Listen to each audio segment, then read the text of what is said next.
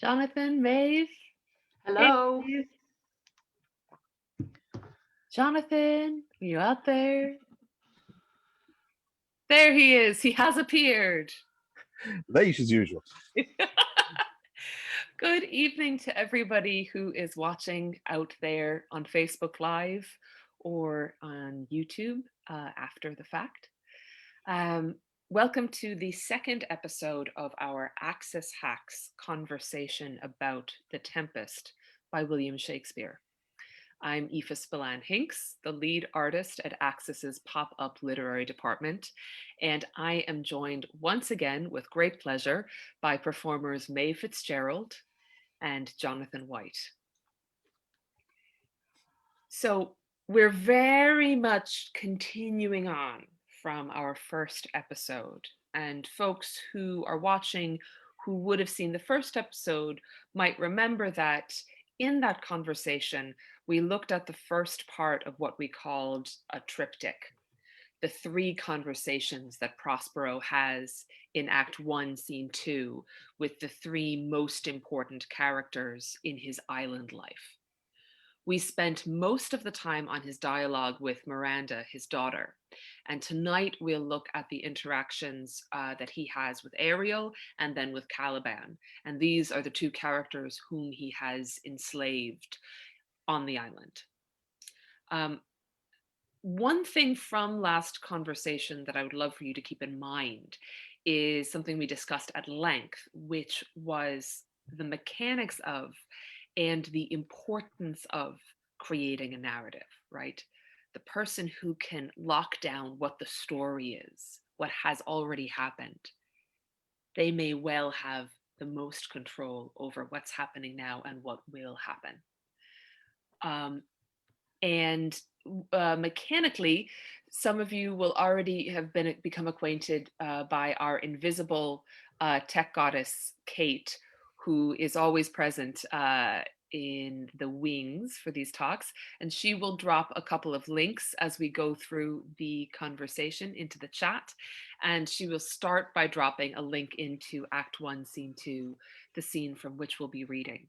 And for the purposes of what we'll be looking at this evening, you'll just want to scroll down a wee bit from through the conversation with Miranda down to Ariel's entrance. And before I bring Maeve and Jonathan into the conversation, I do want to remind everyone that we would love to hear your questions or comments. And you can just leave those in the comments on the video on Facebook, and Kate will pass those to us. And as long as we've got the opportunity and the time, which we generally always do, we would love to have any input or any questions that you have. So I wonder, folks, whether we might quickly recap Miranda and Prospero's conversation in the first part of Act 1, Scene 2.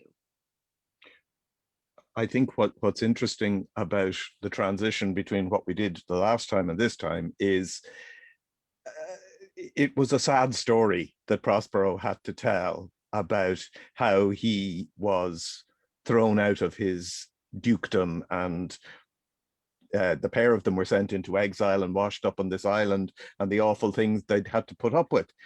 As we'll see, he clearly hasn't learned anything from that experience, because he then sets about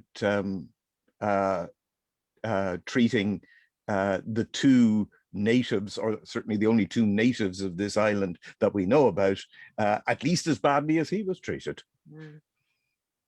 Yeah. It's worth remembering going into this section as well that we won't touch on it here, but the conversation between Miranda and Prospero has a remarkably tender, gentle nature to it.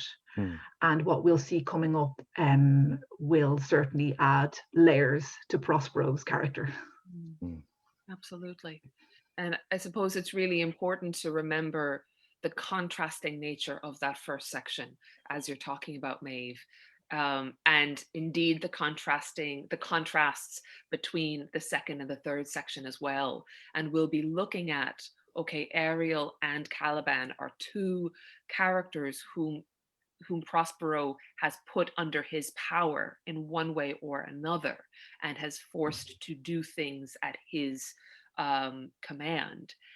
But the way in which he relates to both of them, to each of them, when you can contrast them, you see quite a different pattern of behavior between him and Ariel, and then him to Caliban. So absolutely, Maeve, really important to point out. And just trying to think, is there anything else to say now before we jump in? Just about that contrast, I did a little word search yesterday, and it's interesting that in addressing or referring to Ariel, Prospero almost universally uses the word servant. In addressing or referring to Caliban, he uses the word slave. Now, there isn't an awful lot of difference in his relationship with both of them. Neither of them is a paid indentured servant with conditions of employment. They are both under his power, but perhaps it says something about, and we'll see this, their own differing agency, that Prospero has to be a bit more careful in his relationship with Ariel than he does with Caliban. Beautiful. And we talked about narrative building. Even the story told by the word servant versus the story told by the word slave, we already start to tell an incredibly powerful story in both cases. And Prospero is doing something, as you say, very specific with each. And perhaps one final thing to say to folks, maybe keep an eye out for, as Jonathan says, Prospero almost always calls Ariel servant, but I believe it's one time that he calls Ariel slave. Be interesting to keep an ear out for when is that, and what does that accomplish for Prospero in that moment. So we're going to start off by reading the start of this conversation when Ariel enters, and Jonathan will be reading Prospero and Maeve will be reading Ariel. When we get to the end of this and go into the Caliban scene, we'll be switching. Maeve will be Prospero, Jonathan will be Caliban, but we'll deal with all that in a bit. Let's jump into it. Come away, servant, come. I am ready now. Approach my Ariel, come. All hail, great master, hail. I come to answer thy best pleasure, be it to fly, to swim, to dive into the fire, to ride on the curled clouds, to thy strong bidding task Ariel and all his quality. Hast thou, spirit, performed to point the tempest that I bade thee? To every article. I boarded the king's ship, now on the beak, now in the waist, the deck, in every cabin I flamed amazement. Sometimes I divide and burn in many places. On the topmast, the yards and bowsprit would I flame distinctly, then meet and join. Jove's lightnings, the precursors of the dreadful thunderclaps, more momentary and sight outrunning, were not. The fires and cracks of sulphurous roaring, the most mighty Neptune seemed to besiege and make his bold waves tremble, yea, his dread trident shake. My brave spirit, who was so firm, so constant, that this coil would not infect his reason? Not a soul, but felt a fever of the mad, and played some tricks of desperation. All but mariners plunged in the foaming brine and quit the vessel, then all afire with me. The king's son, Ferdinand, with hair upstanding, then like reeds, not hair, was the first man that leaped and cried, hell is empty and all the devils are here. Why, that's my spirit. But was not this nigh shore? Close by, my master. But are they, Ariel, safe?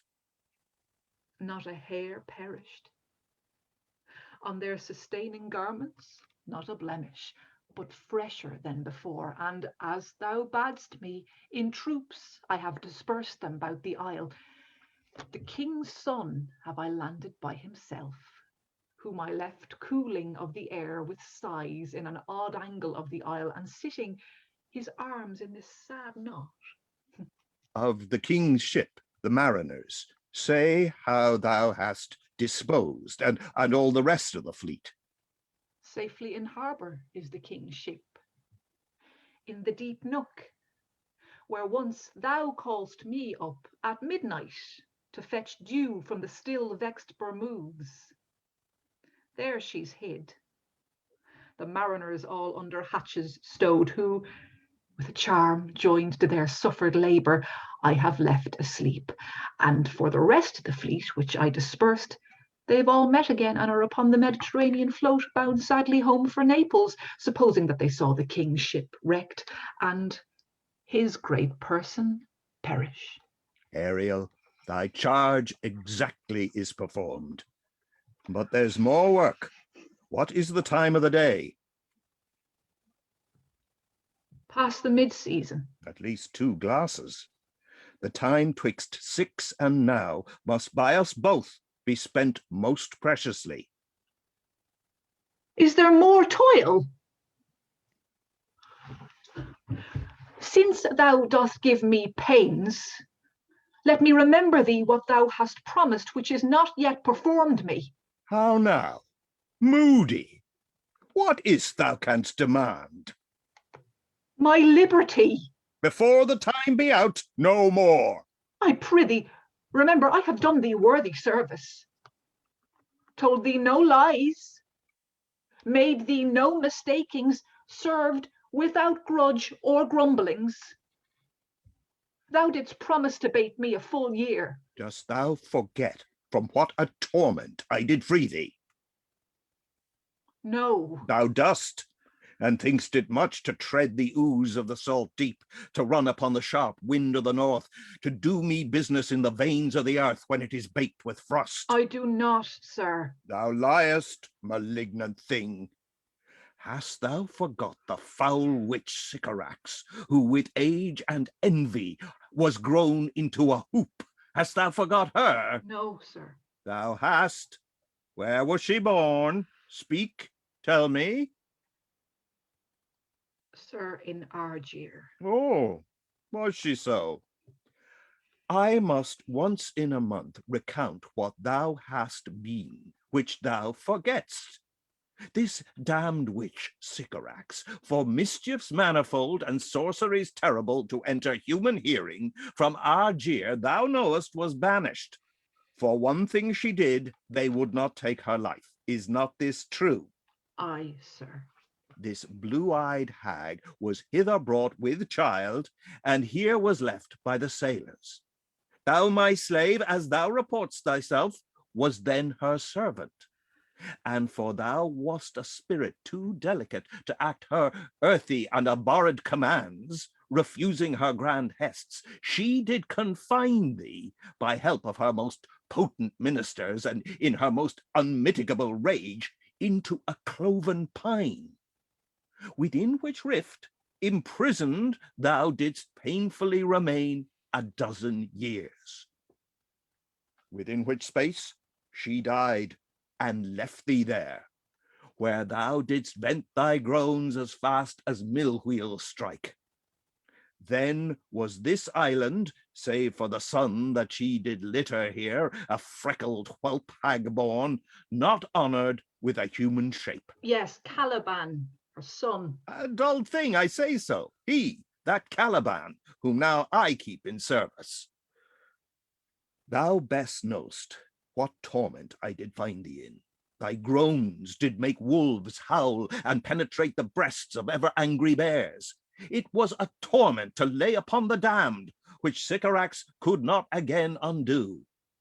It was mine art, when I arrived and heard thee, that made gape the pine and let thee out. I thank thee, master.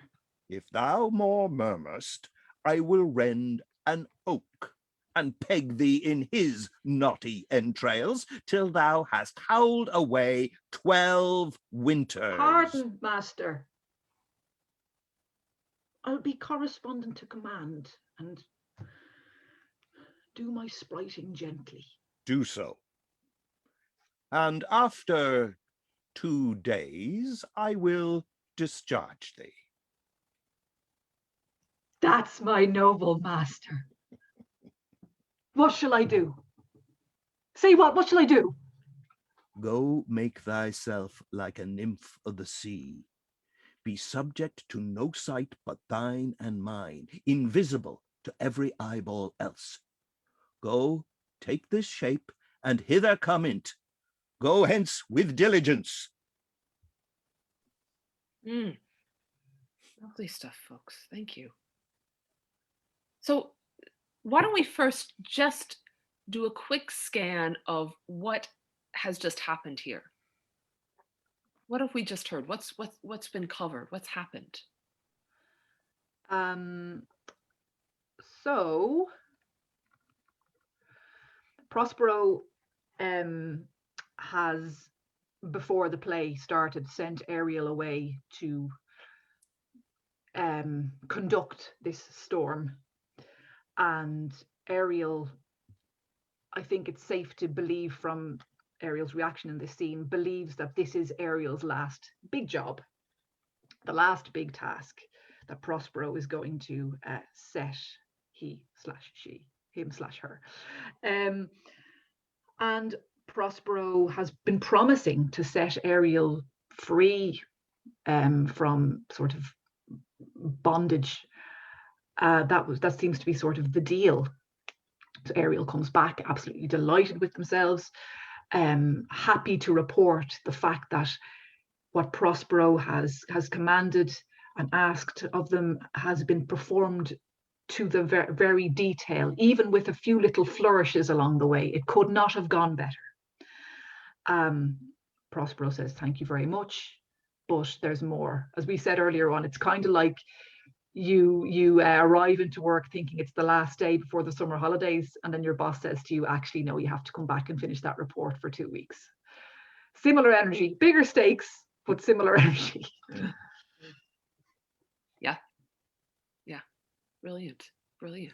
What we talked about the last time about Shakespeare's chutzpah in doing fantastic narrative dumps in this scene, where in the case of Miranda, she was told a tale that she had never been told before, but this was the time.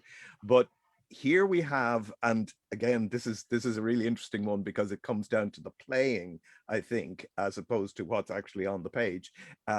Here is one where Prospero tells Ariel a story that Prospero has definitely told Ariel before. And depending on how you want to play it, either Ariel has the retention of a goldfish and has to be told this over and over again to be reminded why they're in this situation, or is Prospero just one of those old bluffers who will tell the same stories over and over again with increasing force just to make their point, even though the person they're speaking to knows full well the story? And I suppose something that, as we've been preparing for this conversation, the question of performing a subordinate role and kind of performing being lower in status to somebody, so that the higher status person feels gratified and therefore either treats you well or does not treat you badly. And I suppose there's also the question of, is it possible that Ariel does remember, but goes along with this whole choreography of Prospero telling the story again because it pleases him, because it reinforces certain feelings he has about himself? We have this shift in tone from both of them in terms of the language that they use and the arguments that they use. And I'm struck by the first thing that Ariel really says about why I'm here. I come to answer thy best pleasure. And it's interesting. Yeah, Maeve, go on. Yeah, bearing in mind that in 2 minutes Ariel will then say, what, you want me to do more? You know, it feels like it's a bit of a role playing going on. It's that perky waiter or waitress that says, I'm going to get that right away. Exactly. I'm going to do my job exactly as I have to. And as we go along in that first stretch, right, Ariel is getting loads of positive reinforcement from Prospero, right? Yep. My brave spirit, why that's my spirit, right? And at this stage, what does Ariel call Prospero? Master. My master, my master, yeah. Yeah. And in a way, you could imagine the two of them are having a slightly different, they're each having a slightly different conversation at this stage, right? Ariel's kind of going, my master, this is great. We've had great times together. Love ya. But that all shifts when, as you've both touched on, Prospero makes it clear there's some more work that we got to do. Yes, Yeah. getting them here and getting them shipwrecked was only half the job. We now have to deliver the rest. This is the part of the plan I didn't tell you about, but it's very good. Yeah. And you're right, Aoife, the addressing turns from master to sir when this tonal shift happens. Which is interesting because Ariel wants something from Prospero here. So it's a moment of entreaty, and that's a moment when you would think master would be the word that would be of use, but it feels a bit like end of tether territory, you know. And I think Ariel, to some extent, must know their worth. Prospero needs Ariel, and Ariel knows that. But Ariel is sensitive, and Prospero, being Prospero, knows exactly how to push the buttons to get what he wants, which is not by brutalizing Ariel in the way that he does with Caliban, but rather by indulging in this abuse reward cycle that works. Absolutely. Yeah, because when it's good in this conversation, it's good. His words to Ariel are stroking, they are affirmative, they are so they're so positive. My wonderful, smart, brilliant spirit. But when that's taken away, when he ceases to be pleased by Ariel, I'm always struck by that word moody. And it's placed basically exactly at the point when Ariel says, wait, but we had agreed this. And then suddenly he switches the goalposts, and that word, which feels like it feels so contemporary, you know? It feels a bit like gaslighting, going, oh, are you moody now? No, Ariel is simply talking about the contract, but now we've switched the terms.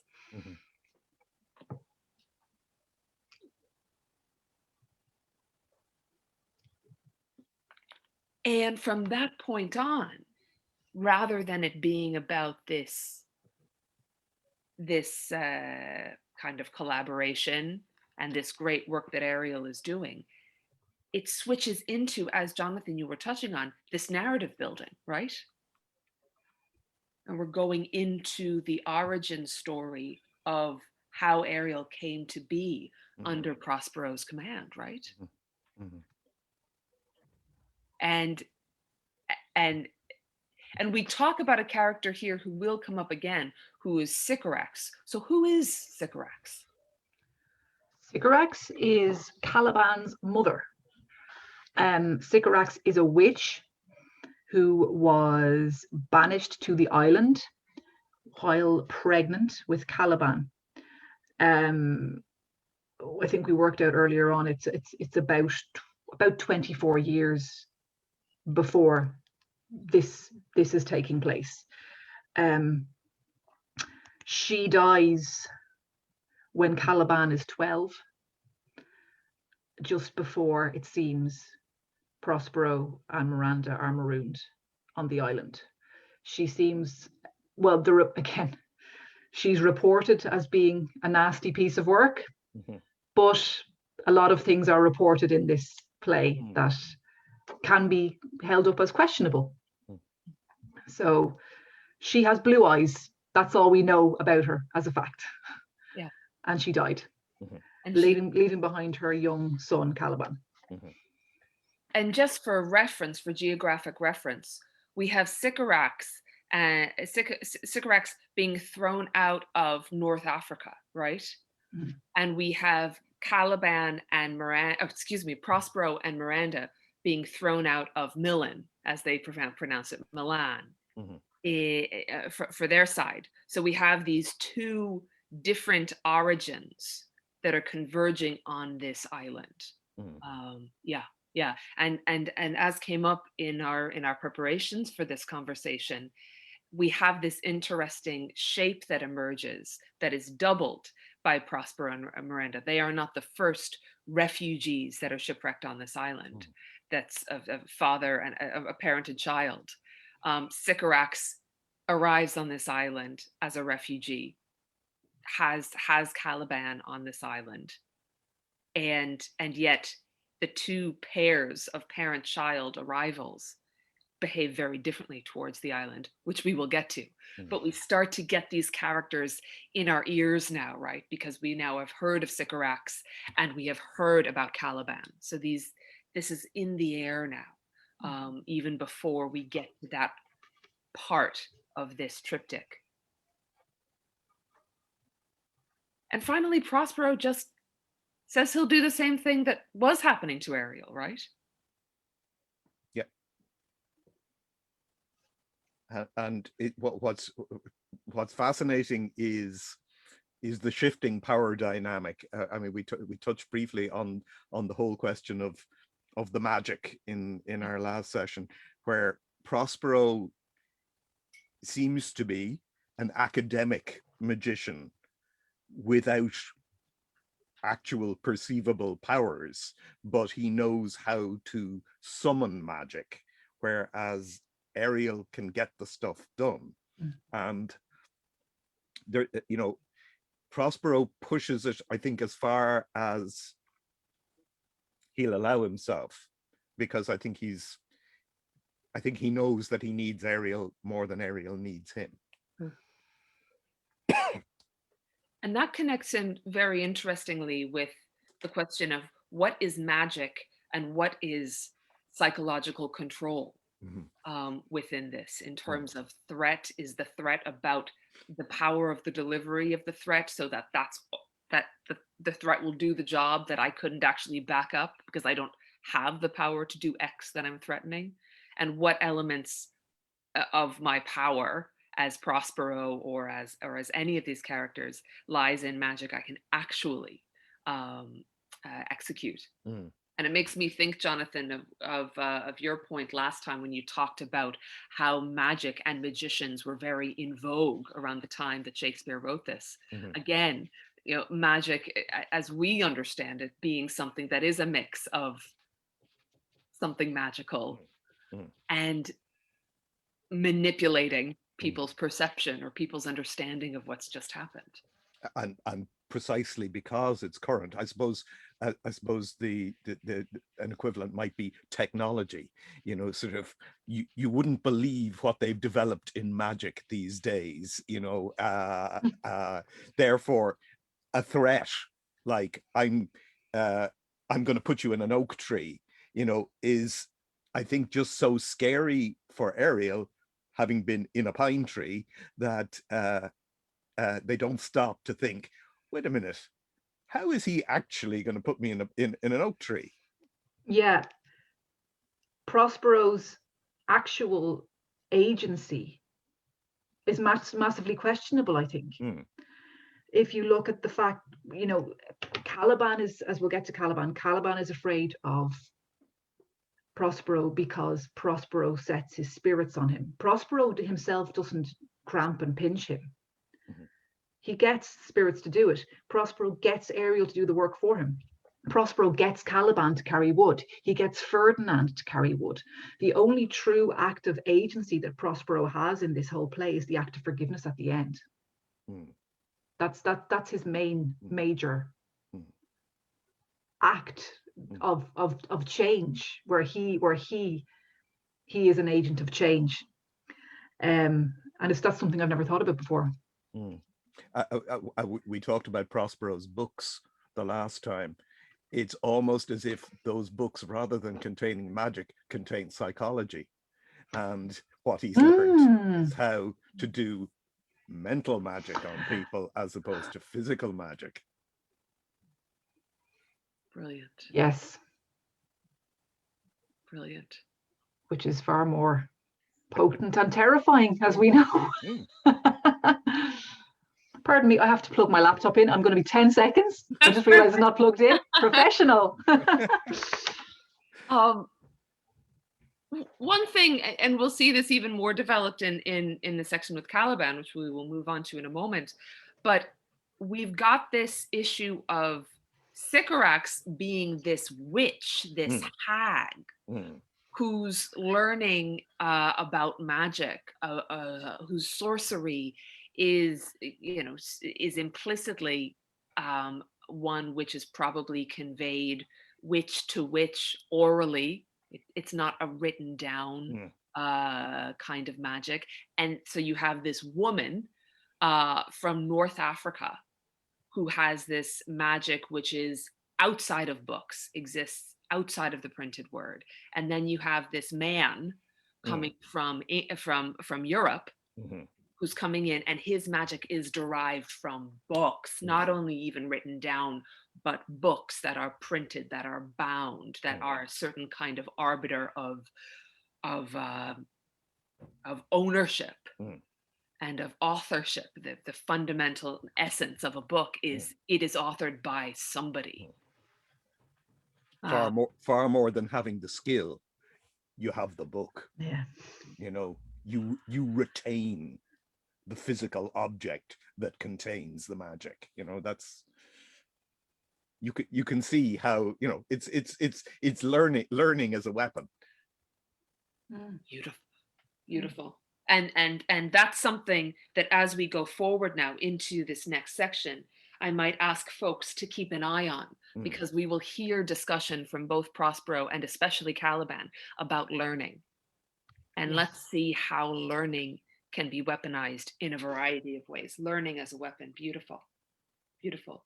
So what happens right after Ariel leaves, I'll just give a quick rundown, is that Prospero wakes Miranda up again. And he says to her, "We'll visit Caliban, my slave, who never yields us kind answer." And Miranda says, "'Tis a villain, sir, I do not love to look on." But Prospero says, "He does make our fire, fetch in our wood, and serves in offices that profit us." Take it away. What ho, slave, Caliban, thou speak. There's wood enough within. Come forth, I say, there's other business for thee. Come, thou tortoise. When? Thou poisonous slave, got by the devil himself upon thy wicked dam, come forth. As wicked dew as ere my mother brushed with raven's feather from unwholesome fen, drop on you both. A southwest blow on ye, and blister you all o'er. For this, be sure tonight thou shalt have cramps, side stitches that shall pen thy breath up. Urchins shall for that vast of night, that they may work all exercise on thee. Thou shalt be pinched as thick as honeycomb, each pinch more stinging than bees that made them. I must eat my dinner. This island's mine, by Sycorax, my mother, which thou takest from me. When thou camest first, thou strokest me and madest much of me, wouldst give me water with berries in't, and teach me how to name the bigger light and how the less that burn by day and night. And then I loved thee, and showed thee all the qualities of the isle, the fresh springs, brine pits, barren place and fertile. Cursed be I that did so. All the charms of Sycorax, toads, beetles, bats, light on you. For I am all the subjects that you have, which first was mine own king. And here you stye me in this hard rock, whiles you do keep from me the rest of the island. Thou most lying slave, whom stripes may move, not kindness. I have used thee, filth as thou art, with human care, and lodged thee in mine own cell, till thou didst seek to violate the honour of my child. Oh ho, would it had been done. Thou didst prevent me. I had peopled else this isle with Calibans. Abhorred slave, which any print of goodness will not take, being capable of all ill. I pitied thee, took pains to make thee speak, taught thee each hour one thing or other, when thou didst not, savage, know thine own meaning, but wouldst gabble like a thing most brutish. I endowed thy purposes with words that made them known.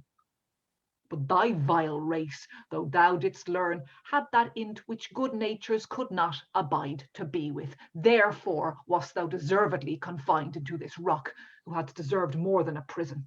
You taught me language, and my profit in it is I know how to curse. The red plague rid you for learning me your language. Hagseed, hence.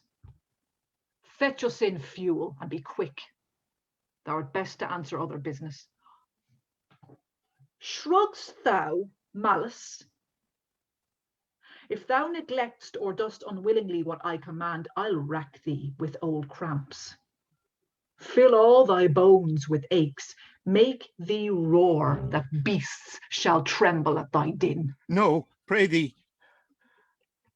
I must obey.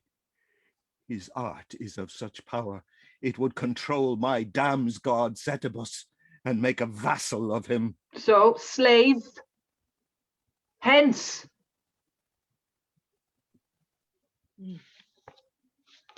Lovely, folks. Thank you. That line,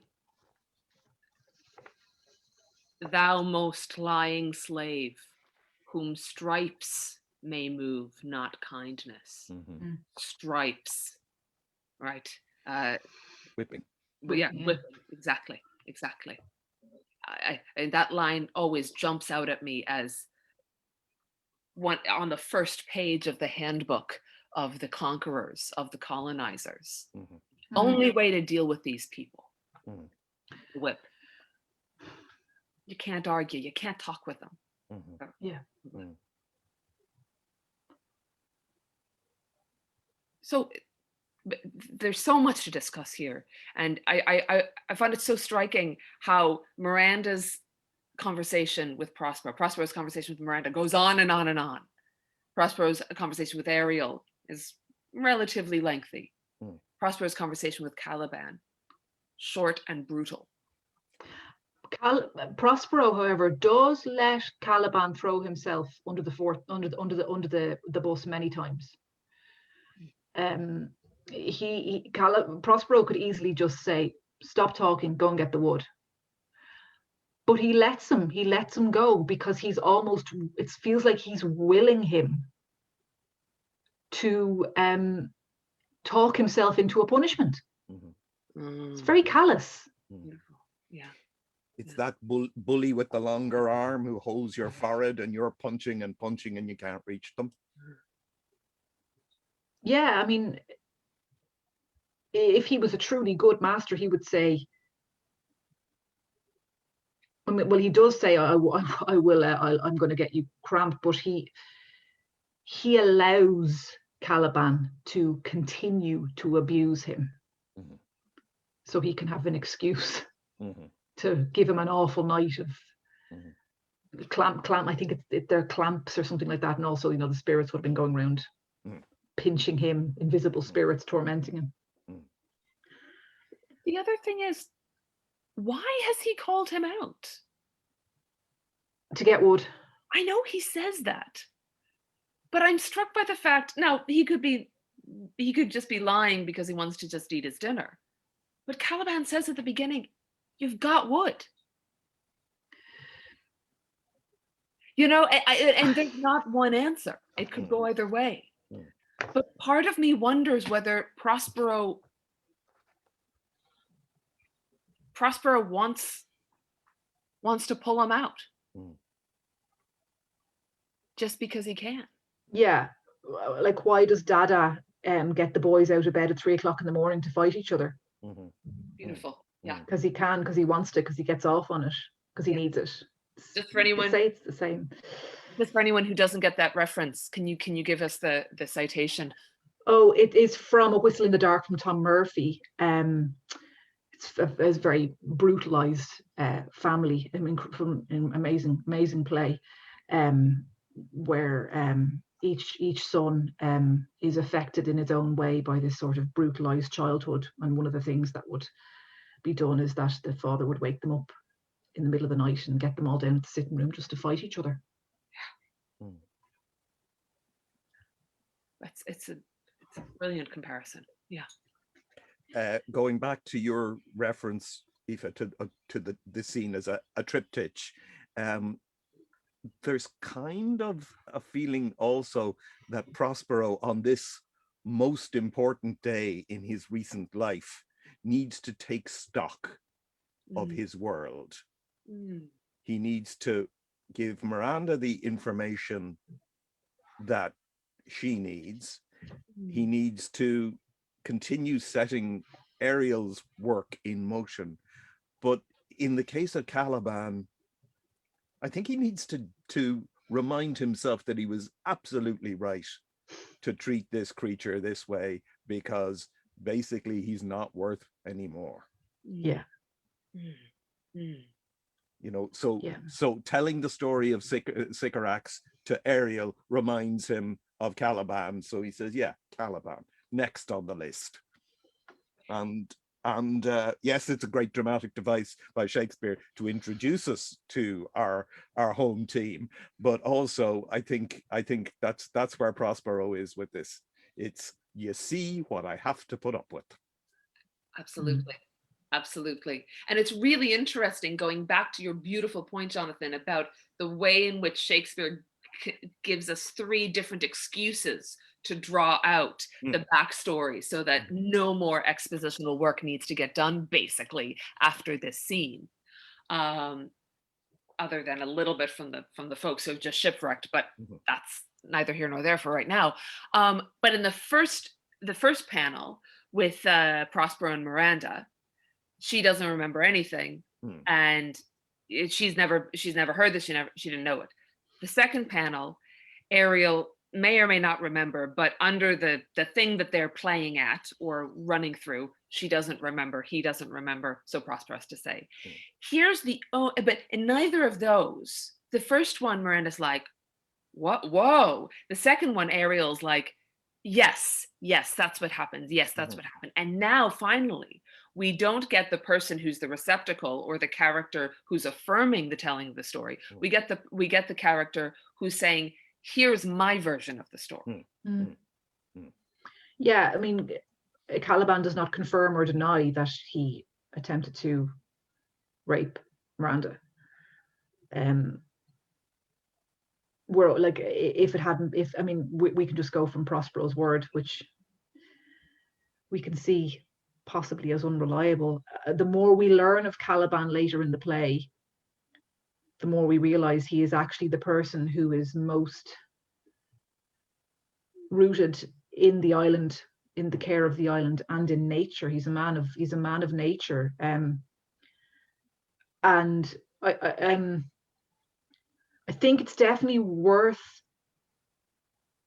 for the purposes of discussing Caliban, I think we can't escape, or we shouldn't veer away from discussing the aspect of colonialism with reference to this play. I think we'd be doing a disservice to it if we didn't, particularly when it comes to Caliban. So the colonialism / the age of discovery, what a nice term for it. That the age of discovery was between the 14th and the 17th centuries. And this play was written in 1610, 1611. And the first recorded example of systematic slavery happened exactly 100 years previously in 1510. And 50 years later, so 50 years pre-Tempest, was the first systematic slavery by an English merchant. These merchants would have brought home to England a huge amount of stories and tales and folklore about the places and the people that they had discovered, and they would have crept into like sort of everyday life. So each person heard the story and made it more fantastical as it went along. So there was a massive amount of Chinese whispers. It could go from I saw a bird, laying a massive egg, to I saw a bird with 3 heads laying a golden egg. All of a sudden it would become this incredible sort of fantastical tale. And I don't think you can escape that Shakespeare would certainly have been influenced by these stories. In the same year as this play was written, a book was brought out called A True Repertory of the Wreck in Bermuda by a guy called William Strachey, which apparently may have inspired the shipwreck at the beginning of the play. Bermuda is one of the places that scholars feel that the Tempest may have been set. Other places in North Africa have been mentioned, but also, which is something I only found out yesterday, some scholars feel that it may have been set in Ireland, because an awful lot of the pejorative terms that were used towards slaves and Caliban are the same pejorative terms that were used towards the Irish. And Ireland served as a kind of a petri dish, or a sort of a board game version for grander colonialism in the early days. And if you also look at the fact, this only dawned on me later, and I can't believe I'm saying this, the fact that Caliban is tempted with the demon drink. That's what gets him initially to worship Stefano and Trinculo. Is that playing into a stereotype in itself? But there's a book called Memories of Ireland in the Tempest. I can't remember the woman who wrote it, and there's another paper that was written by a scholar. If anybody's interested, I'm sure Aoife can put the links up. There's a really interesting guy called Atto Quayson, Quayson. He's the professor of English at Stanford University, who has stuff online about particularly about colonialism and the history of colonialism and post-colonialism, but he has some information about colonialism in relation to the Tempest. And I'd really recommend looking them up if you're interested in it. Something that struck me again, and then I will stop talking, but I'm just fascinated by this, is that in the play itself, Prospero commits the ultimate colonial act, which is to turn the natives of the Isle against each other. A tiny civil war, if you will, which is colonialism at its most potent. Towards the end of the play, Ariel, a native of the Isle, and Caliban, another native of the Isle, refugee but native for the sake of this, are sort of pitted against each other, because Ariel is pretending to be another character to refute Caliban's claims that the island was taken off him. Caliban is saying to one of the characters, Trinculo, well, look, this island is mine, Prospero has taken it from me, and Ariel in the background is saying, thou liest. So Prospero, in a way, has managed to commit the ultimate colonial act by two natives turned against each other. And that is a way that the colonial powers have used to keep people subordinate. It is really striking. I mean, we can only speculate how well Shakespeare, how well his audience knew the mechanics of colonization, of plantation, but that speech of Caliban's about what relations were like between Prospero and Caliban when Prospero first arrived is the story of indigenous people through over so many centuries, where there's this initial honeymoon period where there's an exchange of food, exchange of knowledge, you know, the slightly patronizing thing of teaching these people language because they clearly can't communicate because they're not speaking in a European language, but on how that sours, you know, and it's, I imagine, and I could be wrong, for the amount of first-hand accounts that Shakespeare would have heard at that stage, it is extraordinarily prescient what he writes there. Jonathan, I wonder if you might read that again. Sure. From when thou camest first, because it is so remarkable. Yeah. Just go back to it. Just as you're looking back, I just, one thing that I'll say, Maeve, what struck me so much about what you said about turning the two natives, these two inhabitants, against one another, Ariel versus Caliban, is that Ariel denies the true story. It's weaponized narrative again, and saying your story, your version is wrong. Because you have the person who is conditioned by the colonizer and the person who is not. Yeah. That's massively destructive. Beautiful. Lovely. Let's have a read of that. When thou camest first, thou strokest me and madest much of me, wouldst give me water with berries in't, and teach me how to name the bigger light and how the less that burn by day and night. And then I loved thee, and showed thee all the qualities of the isle, and the fresh springs, brine pits, barren place and fertile. Cursed be I that did so.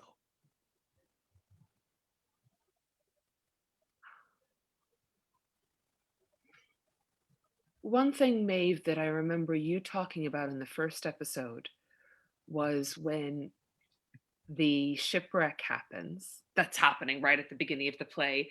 And Miranda, amidst several things that she's saying, says, there's people on that. And that she has seen no other people except for her father. She says, you know, I've seen no man except you and Caliban. And thinking of that and listening to Jonathan, listening to you read that aloud, you think, you can imagine that it could have been the same for Caliban. Whoa, people. Yeah, I'll show you everything. And if we imagine the timeline we've sketched out, that he was a 12-year-old boy whose mother had just died, and he found himself, to his lines, alone on an island, and then these people arrive. Yeah.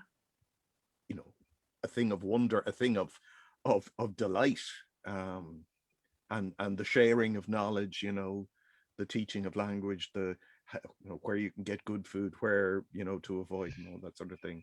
It's the Garden of Eden, you know, it's a paradise. It's the best of humanity, but it turns bad very quickly. Yeah. And I've always thought that an awful lot of the depiction of Caliban in productions of the play comes in huge measure from how Prospero describes him. I totally agree. Yeah. You know, he's different in some way.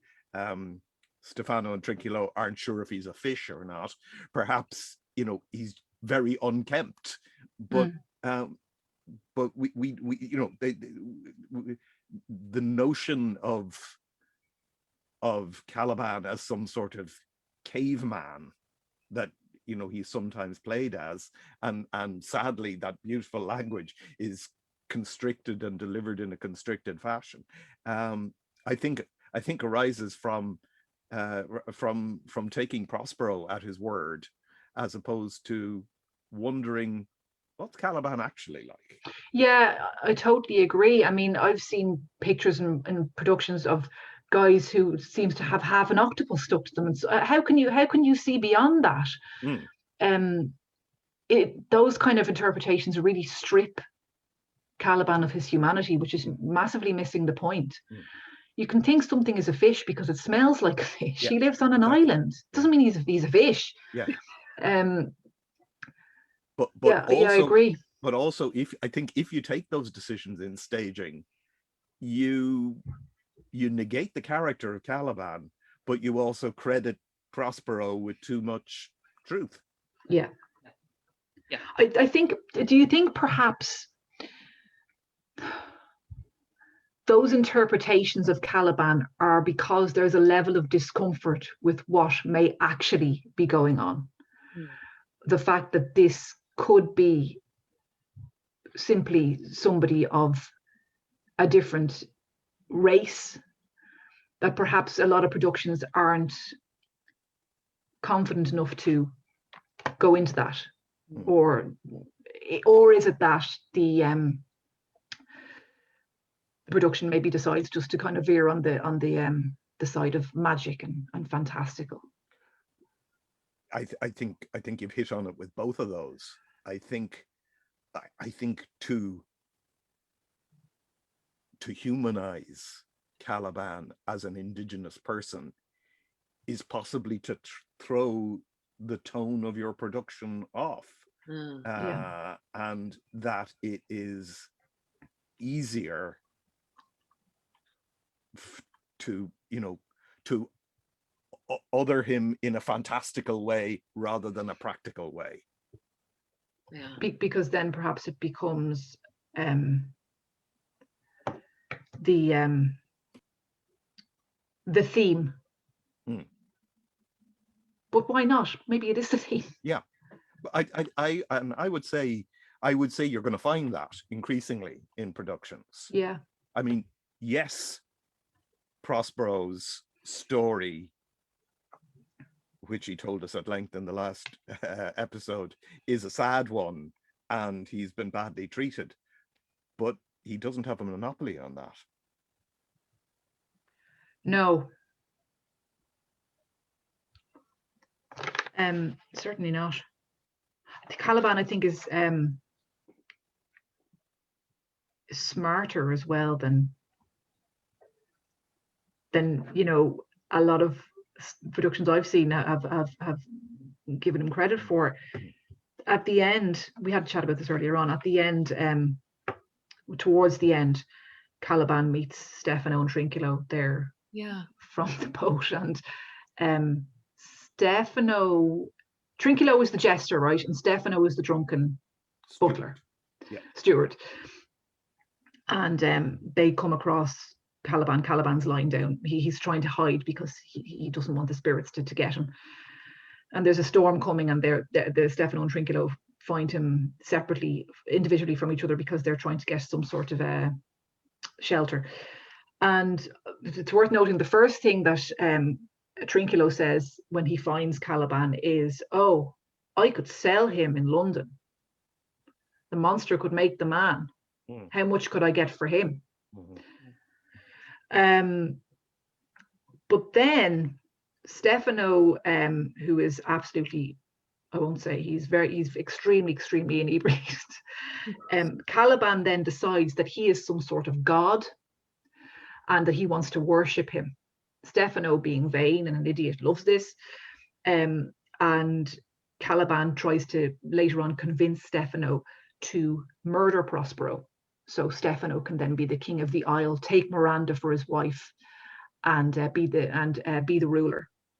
Now, I wonder, is there a possibility that Caliban has no intention of any of this?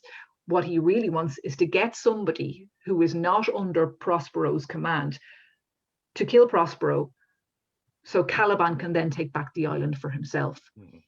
It'll be very easy for Caliban to do away with Stefano. So this comes back to my thing that, you know, Caliban's main love and driving force is his love of this place, and his knowledge of it, his intrinsic knowledge and appreciation of all the tiny aspects of the flora and fauna and the sounds. And was something which, as we discussed earlier today, Prospero does not have. He is chopping down trees left, right, and centre. He is denuding the island of its foliage. So you have the idea of somebody coming in, bulldozing down this island, as opposed to the person who is completely in love with the natural world. And there's like a really lovely speech that Caliban has, isn't there, that illustrates that? Maybe we'll end by having a read of that. And Kate, I think we might have the text if you want to drop it into the chat. Thank you. Jonathan, would you like to read it? Do you? I'm happy to. You were reading Caliban so beautifully, so. Be not afeard. The isle is full of noises, sounds and sweet airs that give delight and hurt not. Sometimes 1,000 twangling instruments will hum about mine ears, and sometimes voices that, if I then had waked after long sleep, will make me sleep again. And then in dreaming, the clouds methought would open and show riches ready to drop on me, that when I waked, I cried to dream again.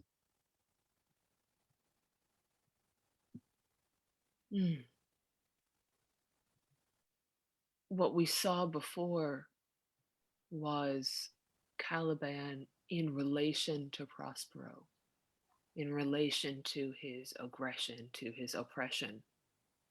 And here we have Caliban on his own terms.